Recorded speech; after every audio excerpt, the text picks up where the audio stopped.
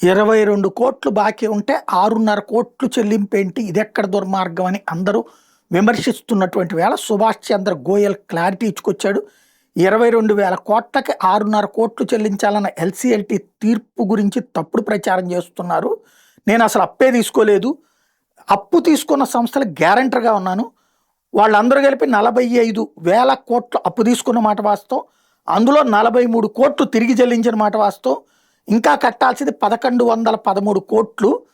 నేను ఎన్సీఎల్టీకి వెళ్ళింది ఏంటయ్యా అంటే, ఆ లెండర్స్ ఎన్సీఎల్టీకి వెళ్ళారు, గ్యారంటర్గా ఉన్నాను కాబట్టి నా దగ్గర నుంచి డబ్బులు వసూలు చేయమన్నారు. నాకేమో నేను 45,000 కోట్ల గ్యారంటీలు ఇచ్చాను, కానీ నా దగ్గర ఉంది మాత్రం 31 కోట్లే. అందులో 6.5 కోట్లు